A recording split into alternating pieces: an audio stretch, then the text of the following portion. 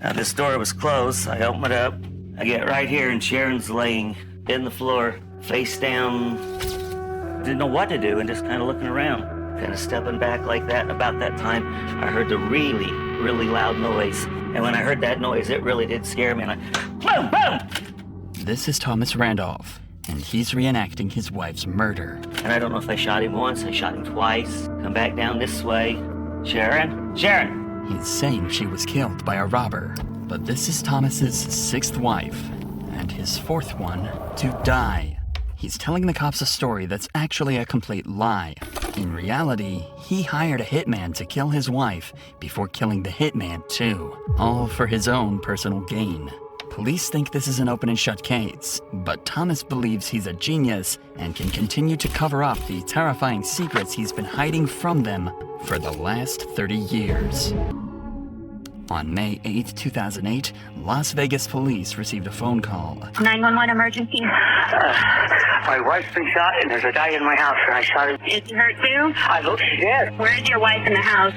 She's like in the hall in the bedroom. She's been shot bad. Is she awake?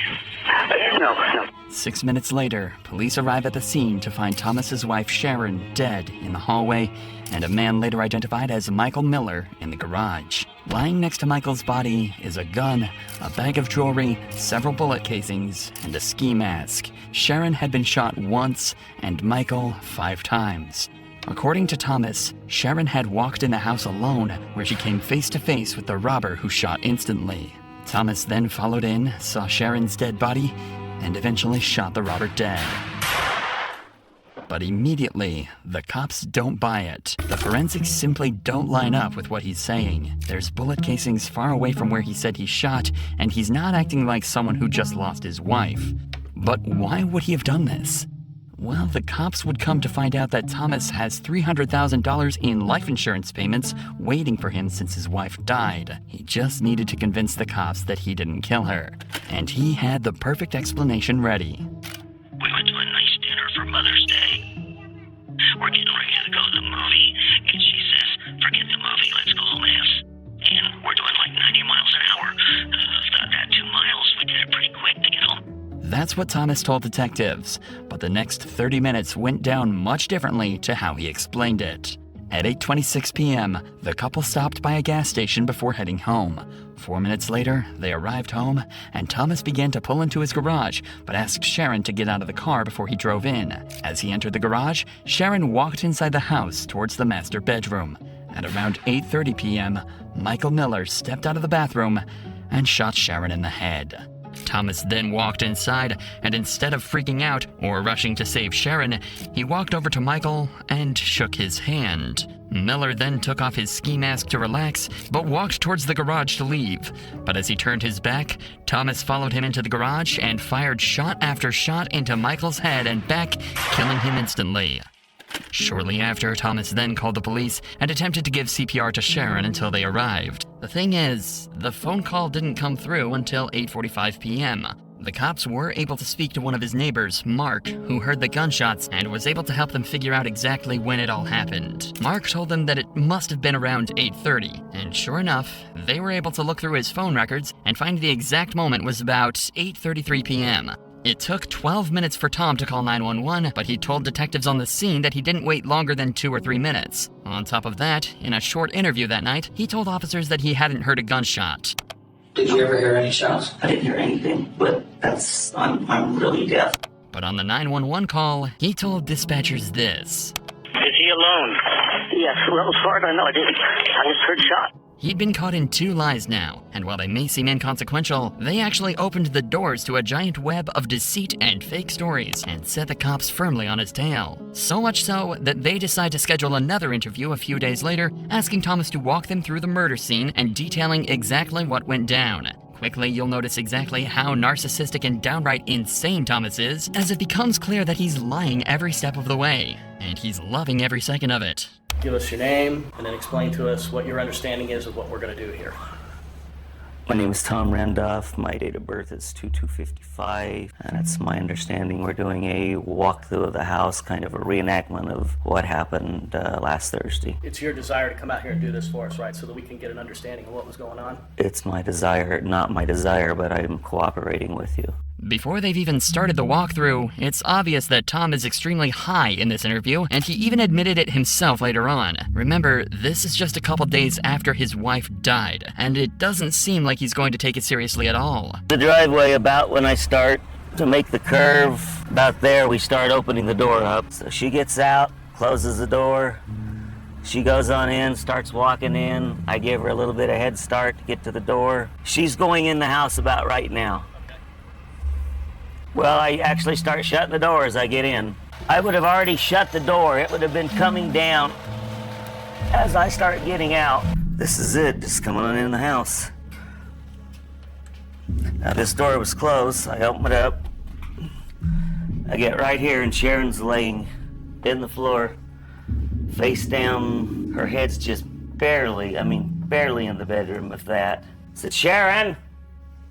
Sharon! Up until this point, everything is pretty much accurate and believable, but now things will slowly start to differ. He realizes Sharon's been hurt, but instead of rushing to help her or see what's wrong, he says that he stops, props open the garage door, and considers going to find a neighbor. But there is something that manages to catch his attention.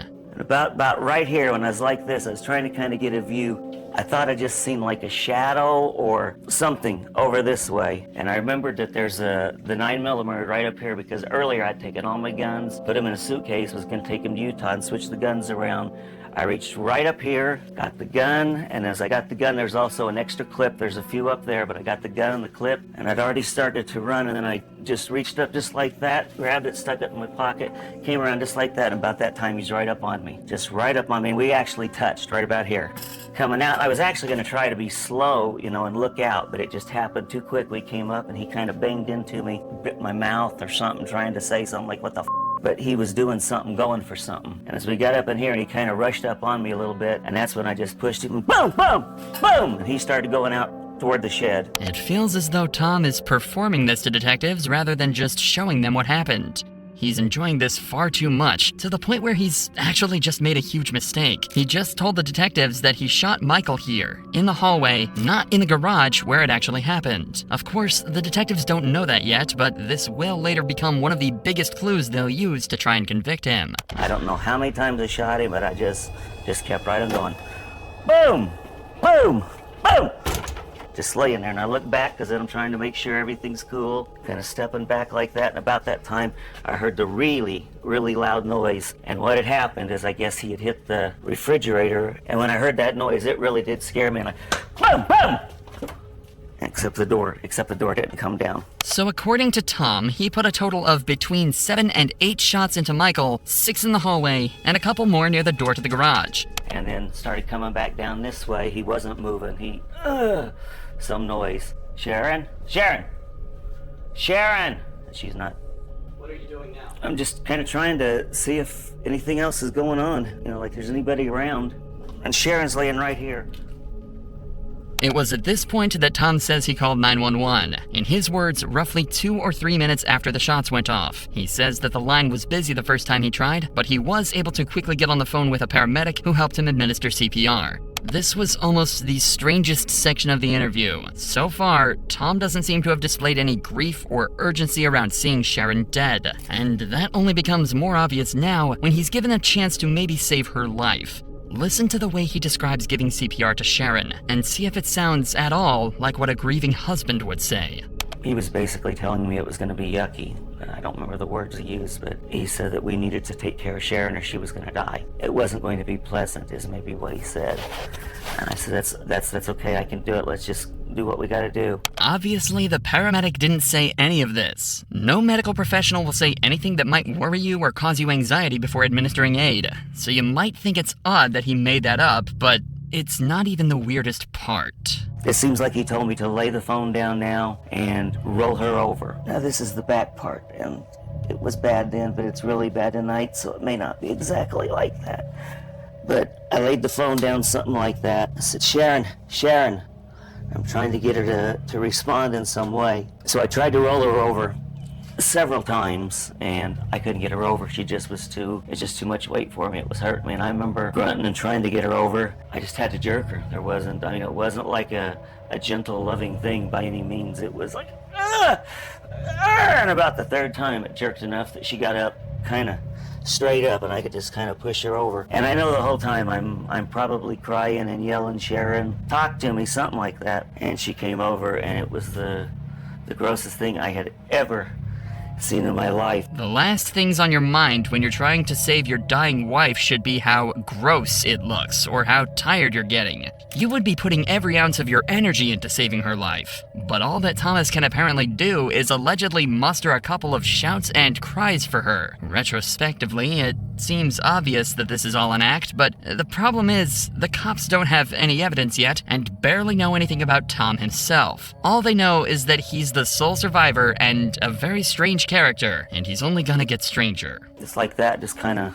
So he stepped into the doorway and squared off on you? Kind of, yeah. More of a... About there. It's about there. So Yeah, now he squared off on you? maybe What was about he right doing? there. He was looking first. I thought he was looking at something, but I guess he was just looking through me. Because you But guys are just inches away from each other. just really. a few inches away, and he's going. I had just come down with the gun, and you could see my gun. I had the gun, Okay. and he's he's reaching. doing for something. I don't know what he's doing. He's either getting a gun or gonna me because But he's doing something with his pants. He's facing this way, and he's got both hands, or just one? I think just one, but I don't know for sure. I wasn't really paying attention to what he was grabbing at. I was paying attention to killing him. Once the detectives had finished talking with Thomas, they were left with far more questions than answers. Tom had done everything he could to spin a story where he was the hero and he was hell-bent on taking out the intruder and protecting his wife and home. But something just felt off. This is when the investigators decided to do some more research into Tom himself, and they found that he's had more than his fair share of brushes with the law, in almost exactly the same circumstances. These are Thomas Randolph's 6 wives, all of which were supplemented by countless girlfriends and mistresses over the years. These are the wives who survived. Only 2 of them managed to make it out alive. But the strangest thing is that every single one of his wives were absolutely enchanted by Thomas when they met. He was a very charming and witty person and very intelligent, and I fell for that at first. Buying really nice gifts and things of that factor. It was kind of flattering at first, I have to admit. But somewhat predictably, it wouldn't take long for these women to realize that there was something strange about Tom. He wasn't committed at all. In fact, he believed that he was such an attractive man and skilled lover that he could do whatever he wanted, and his wives just had to deal with it. Fidelity has never been my strong suit. I'm addicted to love. I'm a true romantic. I've always cheated on my wives, but they loved me. I wasn't interested in her romantically, sexually, personally, nothing. I was having sex with one of Dana's friends. I was having sex with one of the neighbors. I was having sex with a stripper that I know. I remember Becky calling me, and I counseled her probably over a couple of months. You've got to find a way to get out of here. Don't let him know what your plans are, but you got to get out. Becky was Thomas's second wife, and it was her that helped detectives realize just how dangerous he really was. It turns out she had every right to be scared of Thomas, as on the 7th of November 1986, she ended up dead after taking a bullet to the head. Detectives initially ruled this as a self-inflicted shot. Thomas had told detectives that she'd been extremely depressed, and that argument led to her suicide. But as cops interviewed her friends and family, they were told a very different story. And that in reality, there was only one person that ever made her feel sad. And that was Thomas himself. I absolutely do not think she committed suicide. I don't recall her ever being depressed enough to be at all. We all knew that Tom had done it. And no matter what we did, nobody would believe us. No matter what we said, nobody would believe us. The evidence lines up with this too. The blood spatters weren't consistent with Thomas's story, her body hadn't fallen in a position that made sense, and many other things were off. But since this wasn't initially treated as a homicide, the scene wasn't protected properly, and much of the evidence disappeared and was covered up by Thomas completely legally under the guise of just cleaning up his basement. But it was Becky's aunt that was able to shed the most light on Becky and Thomas's relationship, and she painted the picture of a manipulative, abusive, and narcissistic man better than anybody else. He was just an arrogant, smartass. He had a room down in the basement, and he always kept it locked, and he'd have other girls down there and make her go down and watch him have sex. He's really a sick son. But on top of all of this, she revealed to police one of the most compelling pieces of evidence that had actually been used almost 30 years later when trying to solve Sharon's murder. She had loaned Thomas $2,000 that she believed he was going to use to get out of debt. But it turns out that money was used to take out life insurance premiums on Becky. When Becky died a short time later, Thomas was awarded $530,000. The police now even had a motive. But when the case made it to court, it was ruled that there simply wasn't enough evidence to convict Tom. This was the pattern that repeated itself until the day Sharon died, 22 years later, with Thomas collecting over $1 million in life insurance payouts on premiums that barely any of the women even knew about.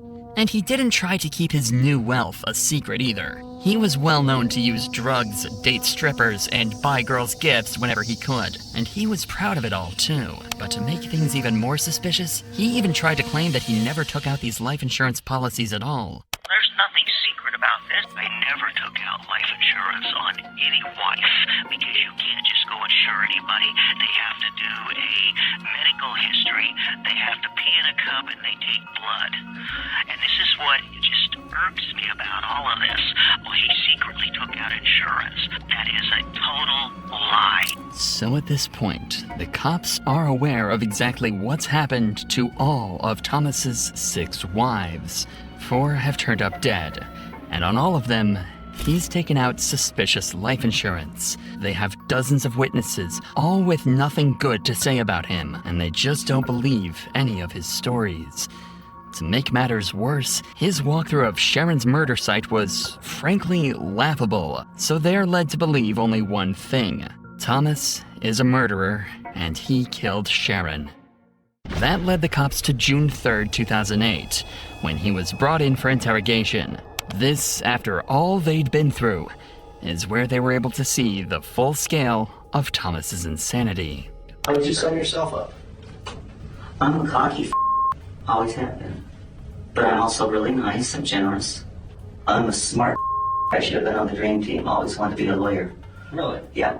No, I worked for the lawyers for a long time, just as an investigator, as paralegal, ran a lot of their law offices. The detectives are aiming to learn more about Thomas's relationship with both Sharon and Michael, but they're going to find it more difficult than expected. This interrogation is full of Thomas going off on strange tangents, saying things for shock value, and to gauge how detectives would react to certain things. But luckily, they're able to stay composed and stick to the plan. But that doesn't mean that Thomas isn't going to try and throw them off track. Is there anything I can't tell you at all that happened that day that made him believe that he needed to get into your house that night? I did it. I took 20 grand out of the bank. I had 20 grand transferred in Utah.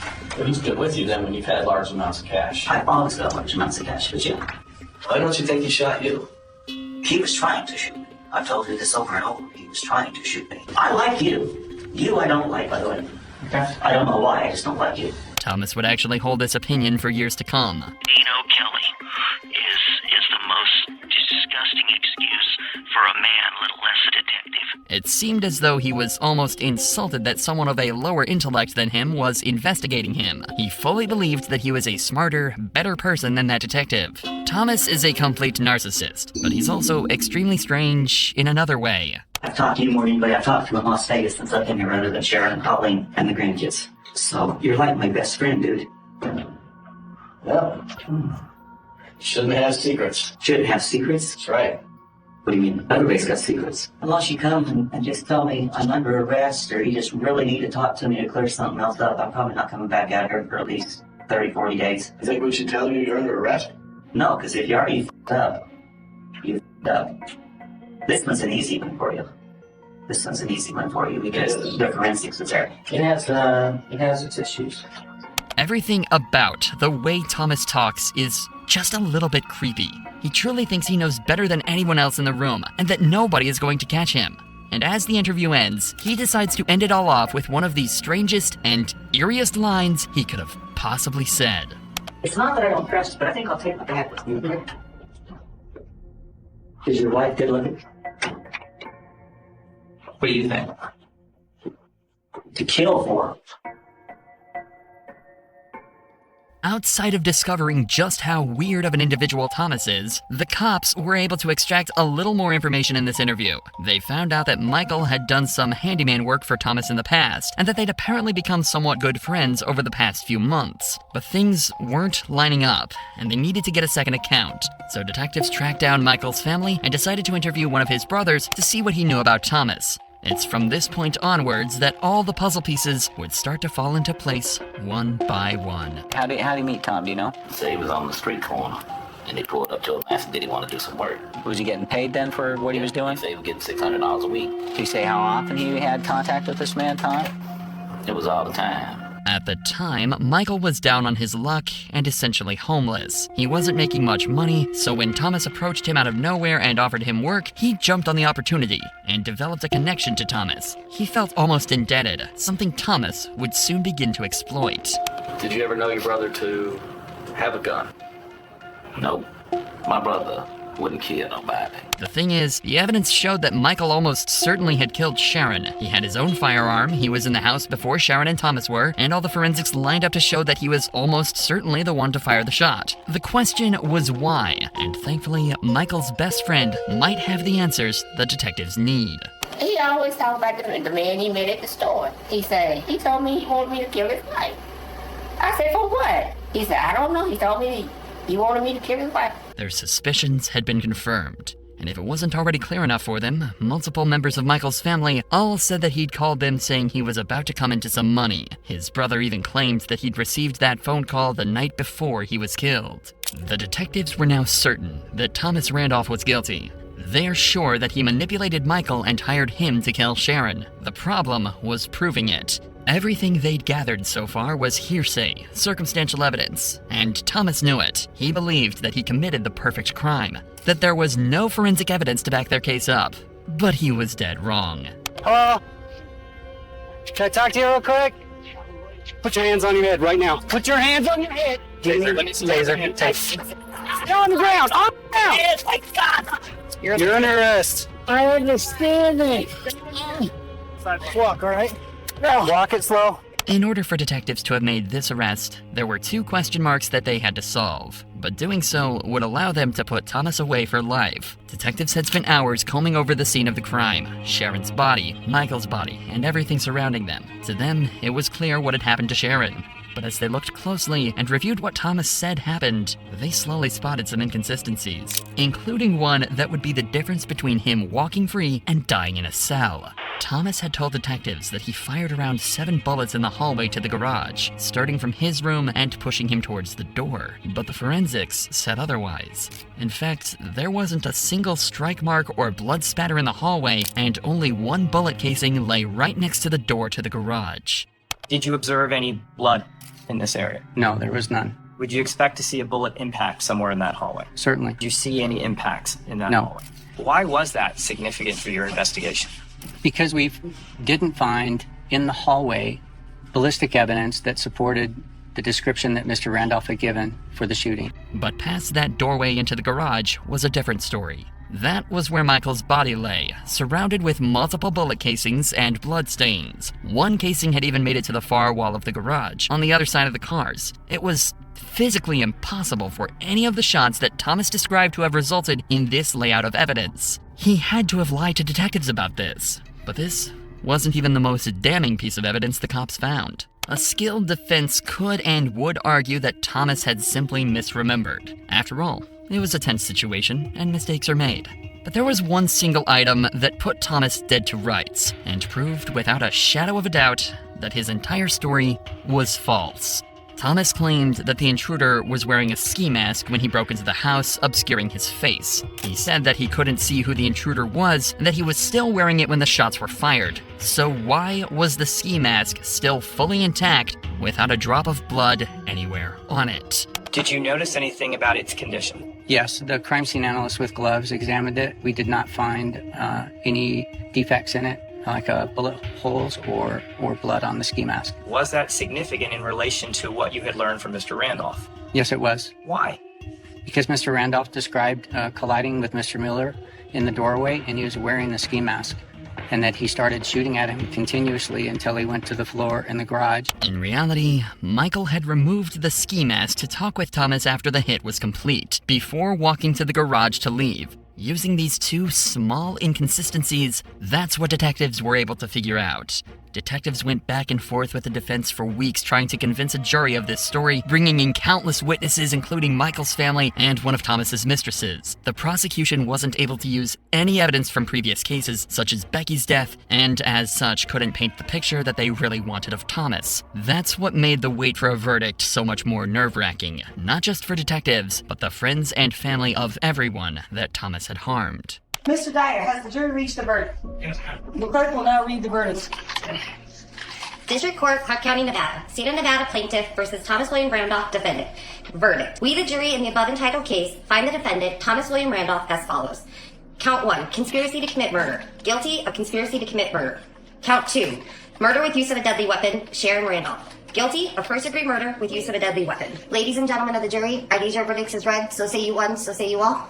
Yes. Thomas was convicted, not just of the murder of Sharon, but of Michael too, stating that they were his orders, so he should pay the price, and was sentenced to 60 years to life in prison. To this day, Thomas Randolph maintains his innocence, but his health is rapidly deteriorating, and it's likely he'll be waiting out the rest of his days behind bars.